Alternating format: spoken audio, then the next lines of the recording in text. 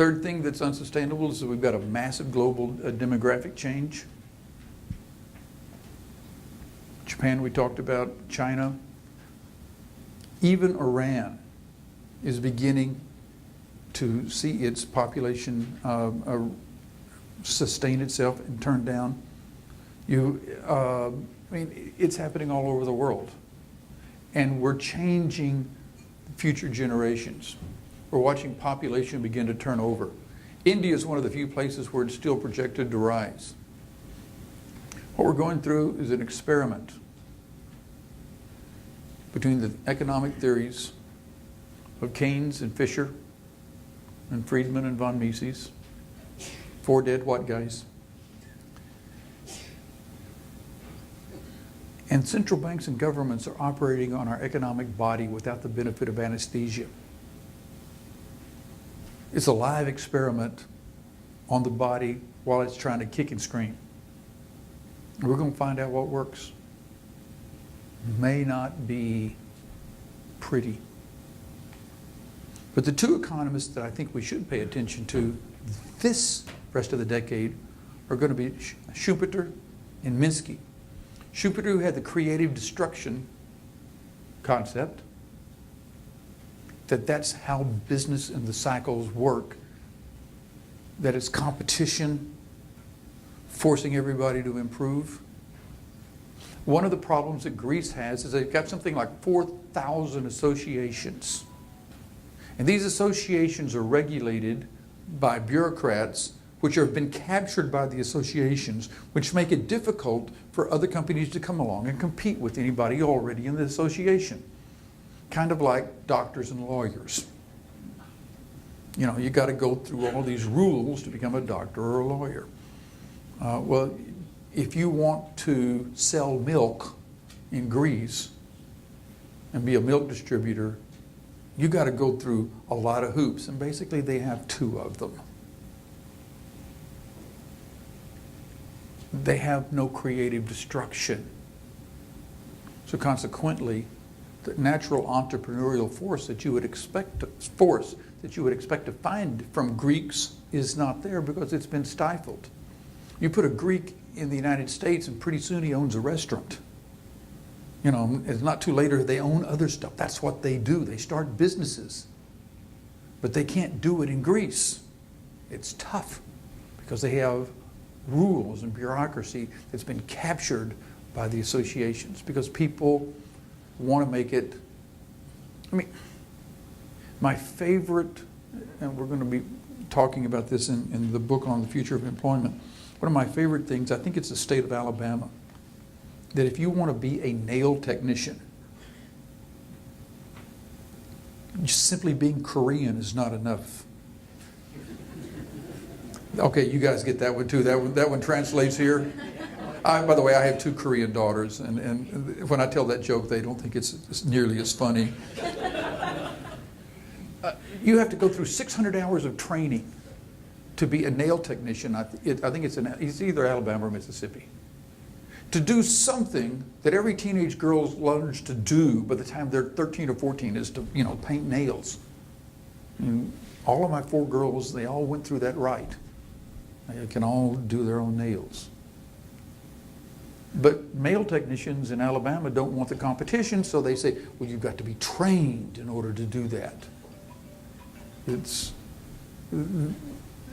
bureaucrats. It's people wanting to protect their own turf. It's people wanting to be protected from change. That's going to be the biggest problem your government, my government, the world faces, is people are going to want governments to protect them from change. But we're in a period of accelerating change where things are going to change faster. It's going to be more difficult to find jobs that will be there in 10 years in the same fashion that they are today. Your world's changing. Your investment world's changing, and you've got to change with it. Hyman Minsky gave us the Minsky moment, where things go from stability to instability, where you have investment schemes, and then hedge schemes, and then Ponzi schemes. And I would submit to you that government debt has become, it's in the Ponzi scheme stage in Japan, in Greece, in Europe, pretty soon coming to France. I'm eventually going to get around to writing this book, what the world's going to look like in 20 years. I just hope I don't wait 20 years to write the book. I've been threatening to do it for a long time. It's a world of accelerating change. I keep saying that, I keep repeating it, but you got to really get your head around how things fast are going to change. This summer, at Johns Hopkins and Duke and cancer research hospitals around the country, the company that I'm involved with, it's a private company, is going to be testing a new protein that in mice will cure any cancer it comes in contact with. If you're a mouse and your mouse has cancer, we can cure it. We got your back. We're going to find out if it works in humans. We're optimistic. That's why we're putting money into it.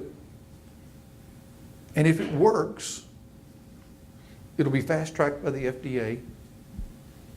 3 years, 4 years, cancer will no longer be a death sentence. 10 years, it won't even be expensive. If it works like it does in mice, there'll be no side effects. Walk into your doctor's office, they give you an injection 2-3 times a week for, a month. Scan you, see if it's gone. Yep, it's gone. That would be cool. It'll get cheap. That'll change your expenses and business model. Cancer, viruses, 10 years at the most, probably 5 years. You start feeling a virus come on, you go down to, I don't know what your pharmacy is, Walgreens. You have Walgreens here? Whatever your shop. Okay, you'll go in and you'll buy a patch. You'll slap it on your arm and it'll be gone in 24 hours. That's how you get rid of viruses. But all kinds of virus. Any virus, they'll be able to attack. It's being done today in the labs and in mice. It'll be in human trials in the not too distant future. It's being fast-tracked because governments are worried about the outbreak of the next swine flu. And here's a therapy that can cheaply, massively deal with these outbreaks. 2013 is the transition to sustainability, so investment themes. Avoid what is negatively affected by the unsustainable and choose what is sustainable. What do I mean? Buy things that central banks can't print. If a central bank can print it or affect it, it's not sustainable.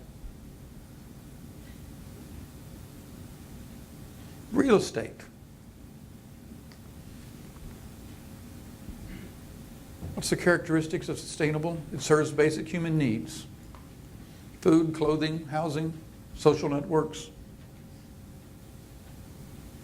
Social networks actually may be a part of human needs because we have to communicate. We have a need to sit around the fire and tell stories. People have started asking me lately, when they ask me what I do, I sort of say I'm a writer. Because I think I've finally graduated to the place where I can say that I'm a writer. I'm hoping in 5 or 6 years, maybe 10 years, I can actually tell people that I'm a storyteller, because that has a useful societal function. Because we need people to tell us stories, because stories are how we relate the things that we can't understand, the imponderables, to things that we do understand. We work through a dialogue, we work through a narrative, and that's how we grasp intuitively what's happening in our world. And I'm trying to get to where I can tell that story, where I can tell people what's happening, and we can get a grasp of the complexity that we live in. That's a social network. I don't know if it'll be Facebook. Could be. But we're going to need them, and they're going to evolve. Sustainable things are both adaptable, resilient, robust, and anti-fragile. Anti-fragile is different than robust. How many of you have seen Nassim Taleb's new book, Anti-Fragile, Anti-Fragility? Get it. I'm halfway through it. This is one of those books that I'm having to read slowly, think about. I'll probably read it 2 or 3 times. He keeps repeating himself, a lot like me. But his point is that nature is organized around anti-fragility. Things keep changing. Cells mutate. Most of them hurt the organism when they change. Some of them become useful, and we pass that trait on. That's how we get evolution. The restaurant business in Dallas, and I assume it's like that in Toronto, is anti-fragile. The individual restaurants are fairly fragile. There are not that many restaurants that are there this decade and next decade and next decade. They change. It's rapid. And they meet the demand that we have. And the more they change, the cooler it is for us who want to consume and eat, because we get what we like. And it can adapt to our changes and our tastes and the markets. The system, the restaurant system, is anti-fragile. It delivers us food. The individual components are pretty fragile. Our cells, our bodies, our individuals as humans, we're pretty fragile.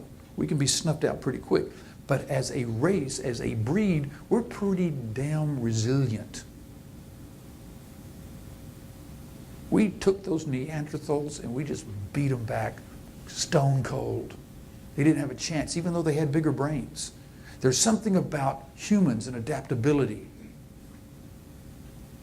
that allow us to deal with change and process. Not as individuals. As individuals, we don't like change. We like we like positive change. We like changes, we'd like to see 16% compound, not 6. We don't want to see -10. That's a bad change.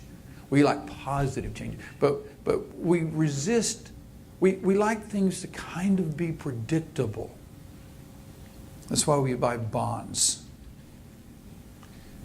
Technology and communications are adaptable and anti-fragile. A thing that's sustainable is something that creates an ever-increasing abundance at lower cost. That's what Apple does. They're both a technology stock, but they create something that's abundant, and they keep making it cheaper. That's what technology does. I mean, this cute little thing, first of all, there were big clunkers 10, 12, 13 years ago, and you had to be tethered to it, and that machine that cost, it's just a little toy, and that's an old one, by the way, that's almost outdated. 10, 12 years ago, if you bought one, it'd be $8,000 or $9,000. Today it's $1,000, $5,000. I mean, they're cheap, and you can do all sorts of things with them, and they're smart, and they can almost talk back to you. I can almost figure out how to run one of those now.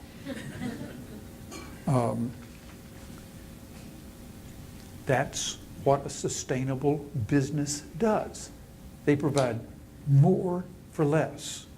That's what we want to invest in. Thank you very much. Let me take some questions now.